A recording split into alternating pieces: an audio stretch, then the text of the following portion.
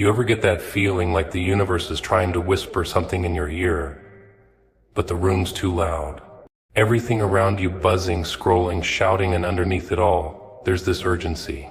Not panic, not chaos, something colder, quieter, like a knock on the inside of your ribs.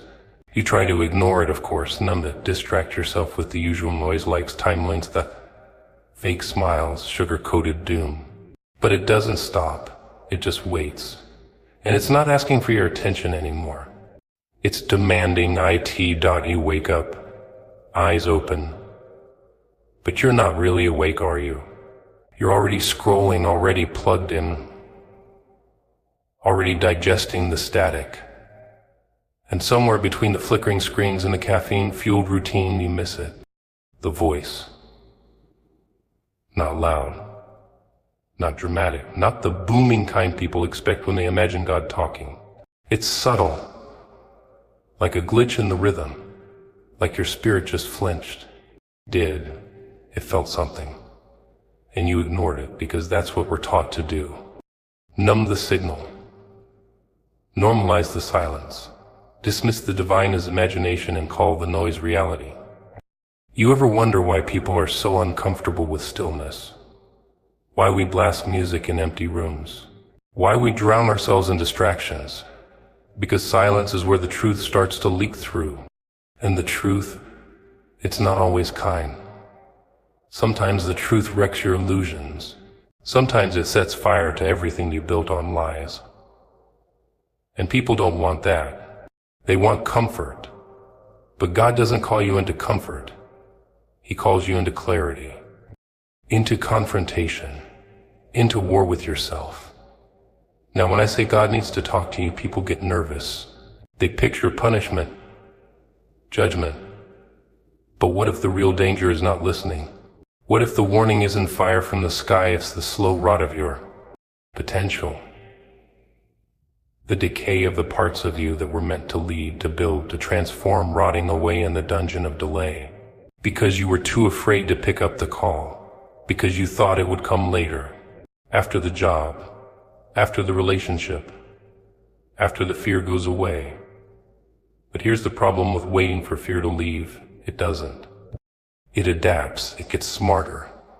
It finds new costumes. And while you're busy negotiating with your demons, time keeps moving. And God is still waiting. But not forever. Let's make something clear. This isn't about religion. This is about reality. The kind you feel, even if you can't explain it. That gut pull that shows up at 2 a.m. when everything else fades. That flash of purpose that hits in the middle of doing something you hate. That shiver in your chest when someone says something that accidentally aligns with the thing you've been trying to bury. That's the knock. The call. And it's not asking for permission anymore. It's funny. People will ignore 99 signs but follow one compliment. They'll reject truth if it makes them uncomfortable but embrace lies if it strokes their ego. They want affirmation without transformation. Want God to speak but only if He says what they already want to hear. But that's not how this works. When He speaks, He doesn't stroke your pride, He shatters it. He doesn't ask, "Are you ready?" He tells you it's time. Not later. Not when you're perfect. Not when you're popular right now. In the middle of your mess. While you still think you're not qualified. Because that's the moment He shows up, not when you're impressive, but when you're real. So why now? Why you? Because something in you won't stay silent anymore. You've been pretending, playing small, hiding behind old stories. But your spirit's been restless, agitated, not by accident, by design. You're not being punished. You're being summoned. And the things that used to satisfy you, they don't hit the same. The people that used to validate you, they feel foreign now. That's not depression. That's evolution. That's your old self starting to break apart because your real self is starting to emerge. You think you're losing your mind. Maybe. But maybe you're just shedding the version of yourself that was built to survive instead of lead. And that's not a breakdown, it's an awakening. Painful, of course. Clarity always is, but necessary. Because if you keep ignoring the voice, it doesn't stop calling. It just starts calling. Louder through chaos, through loss, through the ache of mediocrity. Until eventually the life you settle for becomes so loud you have to listen. Or be consumed by you. Ever wonder why everything around you feels rigged? Like no matter how hard you try, no matter how deep you breathe or how many books you read, something keeps pulling you back into the same dull rhythm. It's like living in a cage made of clocks and opinions. You wake up, brush your teeth, smile like a puppet, pretend everything's fine, all while your soul is sure screaming into a void that nobody even hears. That's not burnout. That's not laziness. That's the side effect of being called for more while being forced to exist in less. You see, when God starts moving in your life, He doesn't send a letter in the mail. He doesn't knock on your door with a halo and a harp. No. He starts by making the ordinary feel unbearable. Things that used to excite you, they rot in your hands. Conversations that once felt safe suddenly feel fake. The mask gets heavy. The routine becomes suffocating. That's how you know it's starting. The unraveling, the disruption, the holy chaos. Not to destroy you, but to strip away what can't follow you into the next chapter. That ache you carry, that quiet little ache that no one sees but you feel in the back of your throat when you're alone, that's not weakness. That's alignment. That's the tension between who you are and who you're pretending to be. Most people numb that feeling. They call it stress, anxiety, hormones, whatever helps them avoid the truth. But the truth doesn't care if it makes you uncomfortable. It's not here to be liked. It's here to wake you up. Because once you've been marked, chosen, called, whatever you want to call it, you don't get to go back. You don't get to play dumb. You can try. Oh, you will try. You'll chase distractions, relationships, fake goals that look shiny enough to keep you occupied. But somewhere deep in the background, that voice never stops. This isn't it. You were made for more. Why are you pretending to be normal? And it'll haunt you until you finally snap and admit it. You've outgrown the life you're living. But here's the twisted part. They don't warn you about what happens next. The loneliness, the silence, the disconnection. Because the second you say yes to growth, you say goodbye to comfort. You lose people. Not because you became toxic, because you became truthful. And the truth, it's offensive.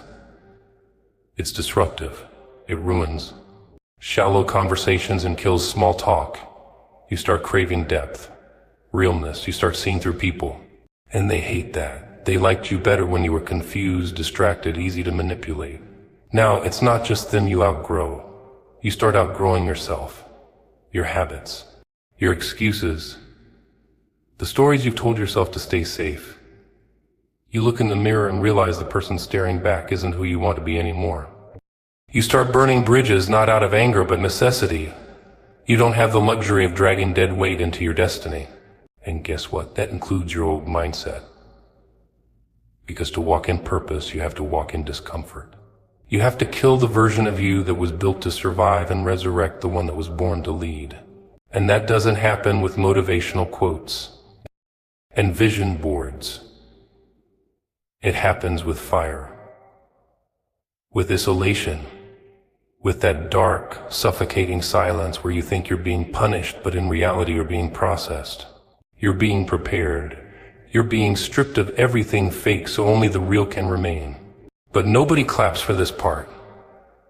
Nobody posts about the nights you can't sleep because your spirit's too loud. Or the mornings you wake up with tears and no reason. Or the moments you smile in public while dying in private. This is the wilderness. This is the space between who you were and who you're becoming. And it's messy, ugly, necessary. Because it's here in the silence that your ears finally open. Not to the world, but to Him. To that voice that was always there, waiting for you to shut up long enough to hear it. It won't scream, it never does. It will whisper, calm, steady, clear.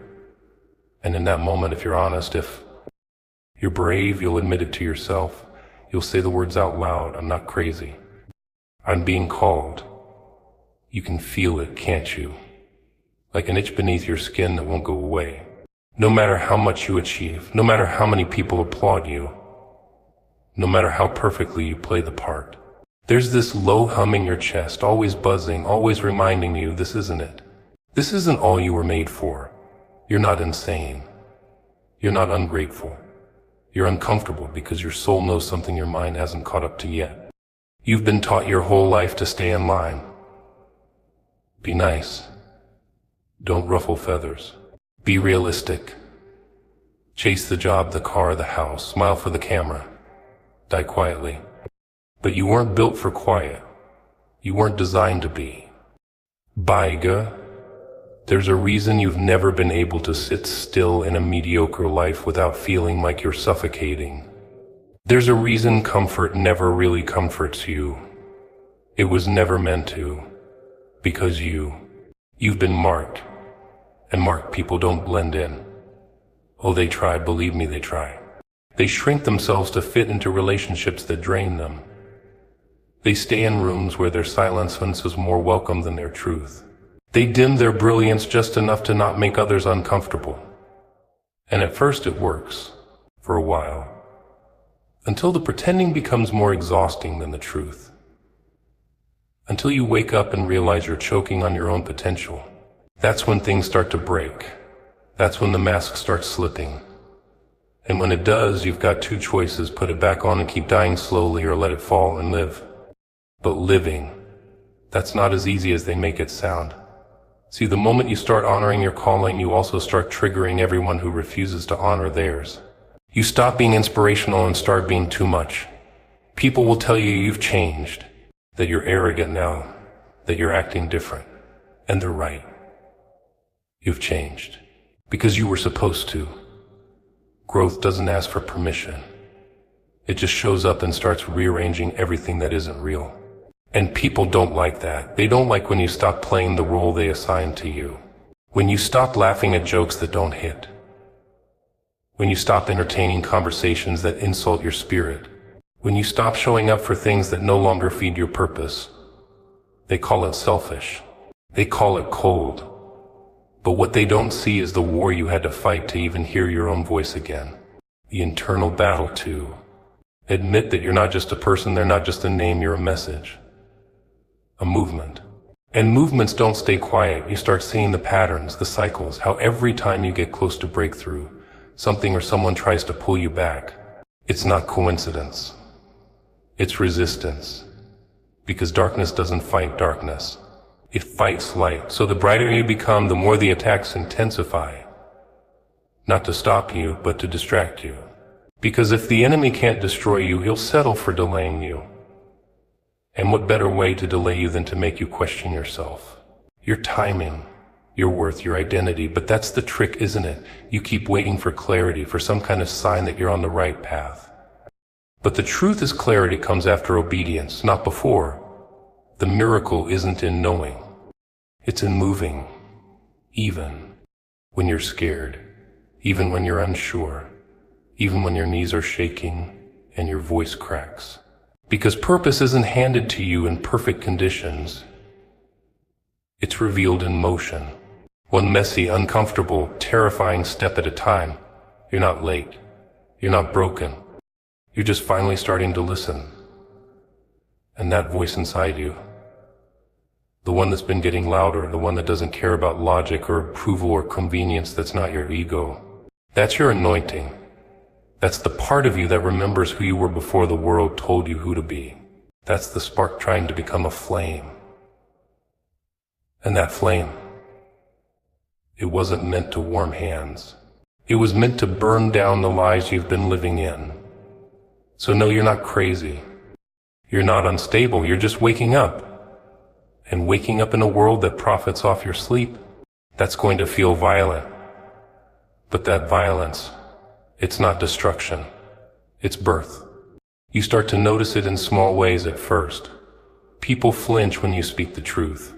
Not because it's loud, not because it's wrong, but because it cuts through the illusions they've built their entire identity around. You sit in rooms filled with noise, conversations bouncing off walls like ping pong balls, but somehow none of it touches you. You're there physically, but mentally, emotionally, spiritually, you're orbiting a different planet. And that disconnect, it's not dysfunction, it's evolution.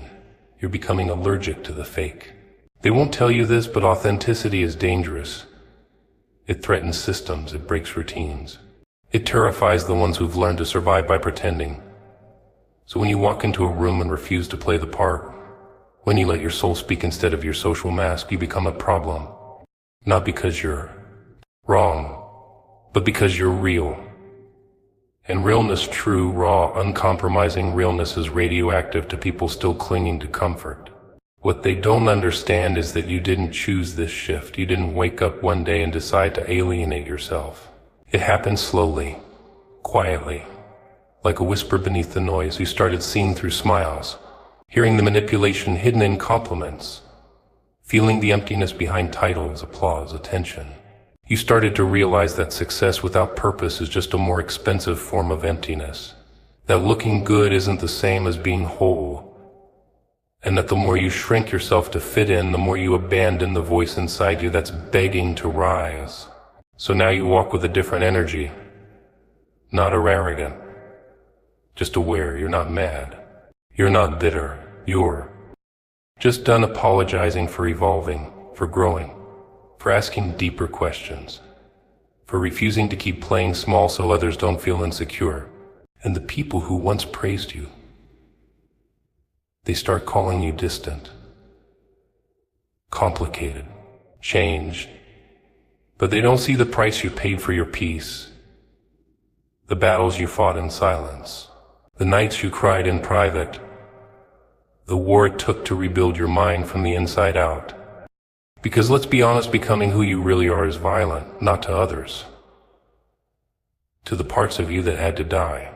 The people pleaser, the perfectionist, the overthinker, the one who believed love had to be earned and truth had to be filtered.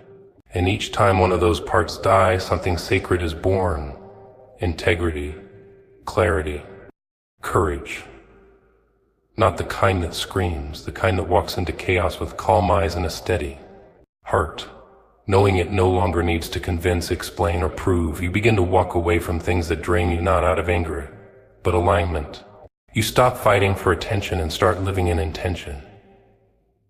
You stop measuring your worth by metrics and start measuring it by meaning. You no longer chase approval like a starving animal because you've tasted the strength that comes from being internally fed. It's quiet, but it's unshakable. And once you touch it, once you feel that stillness in your chest where panic used to live, you can go back. But the world around you, it doesn't change as fast. It still wants the old you. The agreeable one. The predictable one. The one who smiled on cue and said yes to everything even when your soul was screaming.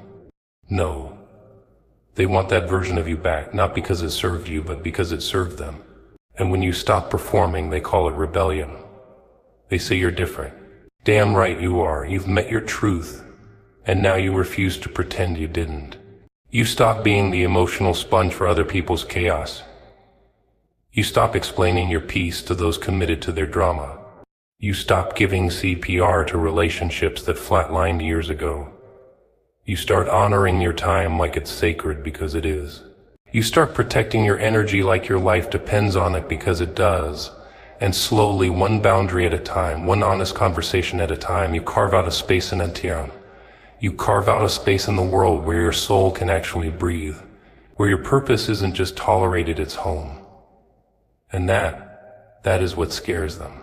Not your growth, not your confidence, but the fact that you no longer need them to validate who you are. You ever wonder why your success makes people uncomfortable? Not your loud, shiny moments, but the quiet ones, the subtle shifts when you start carrying yourself them. You step into a room and the air changes, not because you said anything, but because you stopped hiding. That's when the whispers start. That's when they say you're arrogant, you're too much, you've changed. And they're not wrong, you had to. People love the version of you that needs them. They adore the one that doubts, the one that plays safe, the one that doesn't know what they're worth. That version is non-threatening, controllable, predictable.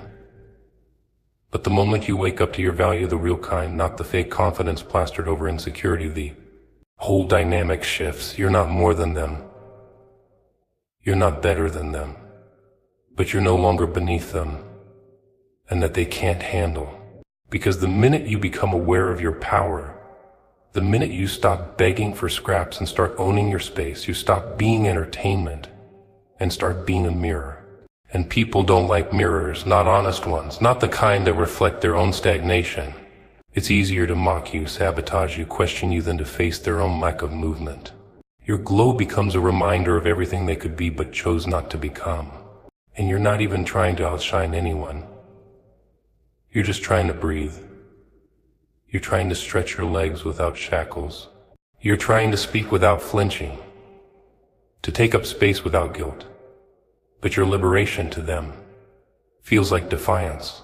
It challenges the system of unspoken agreements they built there.